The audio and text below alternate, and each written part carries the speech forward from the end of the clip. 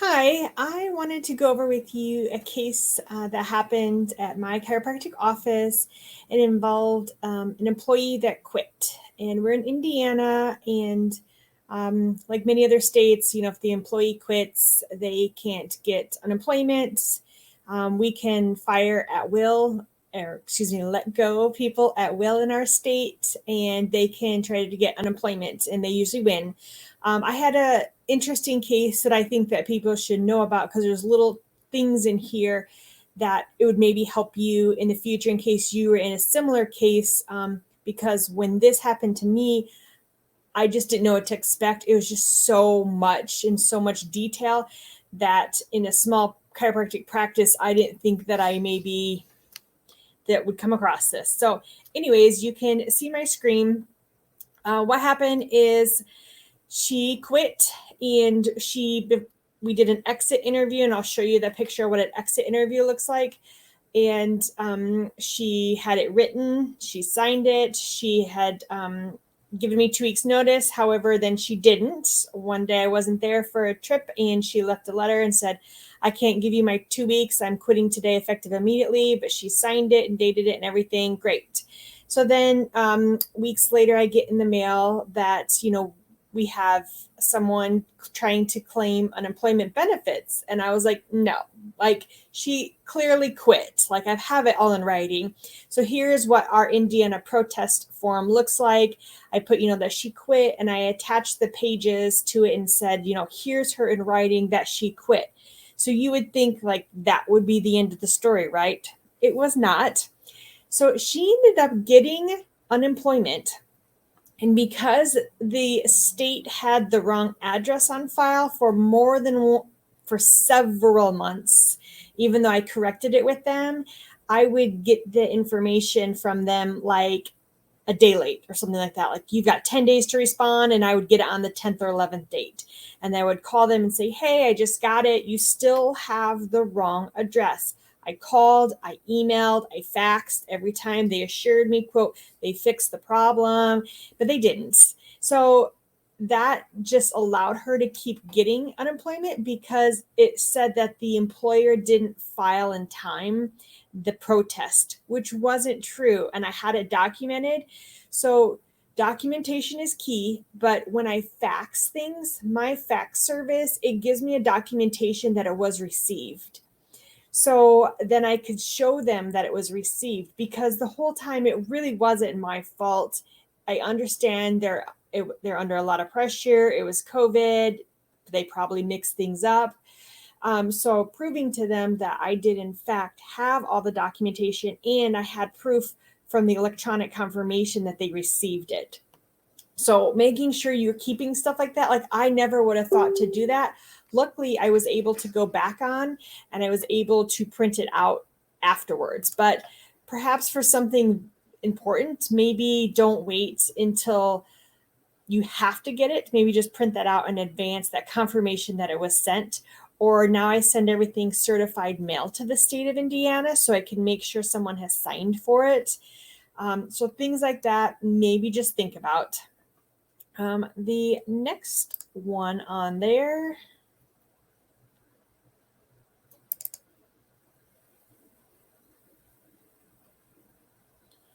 is the notice of hearing. So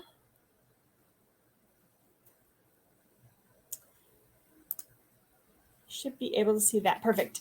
So this is what a notice of hearing is. And in Indiana, apparently now they're doing it by phone. And so it involves the judge, the claimant, the employer, and then maybe like the workforce development, or for instance, my tax management person is on there because that's who does the payroll. And so what we had to do is, and it's like 5 pages long, so like read thoroughly through everything. I had to fax back a confirmation that I would be in attendance for the hearing. That was the main thing. And then what phone number to reach me. So because it was going to be on a day I'm not normally in the office, I gave them my cell phone. Also get confirmation that that went out. But in some of the several paragraphs in there, it asks you if you want to dispute this and you have any documents, you have to send it within a certain amount of days to them and to each person. So I wanted to send the letter that she wrote and said that she was quitting, plus her exit interview that gave the 2 weeks notice. So I had two things to prove to them, like she literally quit, you guys. So then you had to put a case number on it, and you had to label it like a dash case number or one dash case number per sheet of paper that you sent.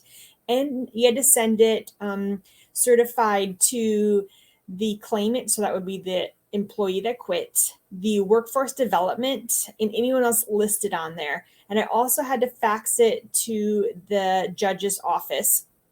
And then I had to make sure that they got it too. So like really key important things, you had to have it in by a certain time. You had to have the case number on it. You had to have what page it was marked at the top. And then everyone had to be able to have those copies in front of them. So that was like, you get this in the mail, immediately you start printing off things, you go and you have it certified mailed to these places, you get it faxed to the judge, and then for the hearing, they can use that. So it's like being in a court, if you've been, where they say, you literally have to like raise your hand and give an oath, and then they'll ask you if you want to have any like evidence admitted. So then everyone has it in front of them, and I'm like, I want a dash case number 14 ... admitted. And then the judge looks at it, and the judge is like, yes, we can admit it, or I won't allow the admittance of it. And then they have to mark it like exhibit A, or claimant exhibit B. So really important, like all these little tricks, even though like literally the whole time she quit and we all have documentation of it. If I don't go through this, then I literally am paying for her unemployment for over a year. This has been over a year since she quit. And I'm just like, no, because the point is she left shitty, and she shouldn't deserve to get unemployment when she clearly could have worked. And the fact is, I remember this too, I even offered to allow her to work from home because she told the judge, quote, it was due to COVID and she was afraid to leave her kids home. Okay, like, because I knew her, I knew that wasn't like the whole truth, but I thought, you know what, I'm not going to say anything. Let's just, stick to what this is. And then let's find another page. Here is the page that says that I will participate in the number. And here is an example of what I submitted to them several times, that this is what I had found on my desk when she left with her key. So she put it on there, she signed it, and then I made note. For some reason, I thought, I'm going to write down the date that I got it and that her key was with it. Good thing I did, because the judge was like, well, what day did you find this note? Where was it? I mean, there are like very specific things, even like who gets the mail in your office. Do you personally handle your own mail? Does the front desk person get it? When she gets it, what does she do with the mail? Like, they want to know like everything that's going on. It was pretty intense. So document the dates, the names, always have their signature.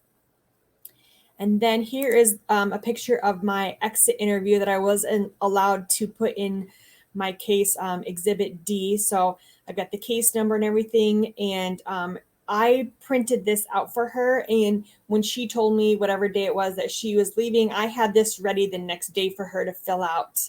That way I had everything possible. And at first it was going to be very amicable, that it was an easy, yes, she's going to quit. Okay, I understand. Do what's best for your family. Can I still have 2 weeks notice, right? And everything was yes. So just because I had sent those to the workforce development, I never really, like, they still allowed her to have the unemployment benefits that they're charging me. So now we've got this case a year later. I'll find out soon the answer to that. But I'm fairly confident in that I did everything right. I had everything documented. It was just very intense in the amount of hours spent doing this. I just wanted to give you like a heads up, because it's just, maybe it's just like a personal thing. Like, I just don't think that if someone quits, they should get unemployment. And it might be because I work so hard and I pay all my taxes and I do everything by the book, that when people get away with things and they get free money all the time, it just irks me a little bit, like we work so hard, and when someone can take advantage of the system and take that money from someone else that might need it, like I just don't think it's right. And so I assume next step, like the state will determine if this ex-employee has to pay the state back for this, which I'm kind of hoping that happens.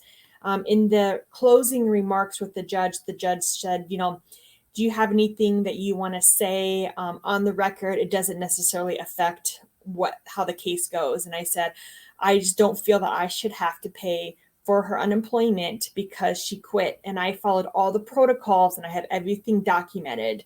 So I don't feel like that's on my part to pay for that. I feel that's someone else's. And then hers is that she said that, well, the state gave it to me and they awarded it to me, so they must have wanted me to have it. And she doesn't feel she needs to pay it either. And so I'm assuming if my state, like many other states, are so overrun with unemployment and unemployment protests and people needing unemployment money that they're trying to pin maybe some of this on these small businesses to pay for. I mean, I don't really know that for sure. I'm just stating that, like, it makes sense, right? That the states and the government are tired of paying everything, and they are going to now try to go after the business owners to pay for some of this. So be diligent about your documentation, about getting them to sign when they, quote, leave, getting an exit interview when they leave, keeping your fax records, keeping all the sheets of paper. Even they wanted to know what date I got the letter in the mail via a paper mail, of what date I got the first initial letter from Workforce Development that stated that she was wanting unemployment benefits. So, I mean, I don't necessarily keep the envelopes. So now I've learned you keep the envelopes, you write the date that you got the envelope in the mail, in the mailbox, the mailman brought it into you, your staff gave it to you.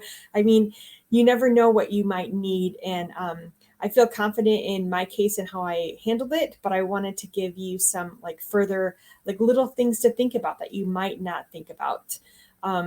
Also, I know documentation is key. So when you are telling an employee that, hey, your performance is not up to par and we're going to initiate a performance improvement plan, and we've got 30 days for these things in a list to be reviewed and completed. And if at that 30-day mark, these are not completed, measuring it by XYZ, then unfortunately we'll have to let you go. And you have to sign, that employee has to sign, they need a copy of it.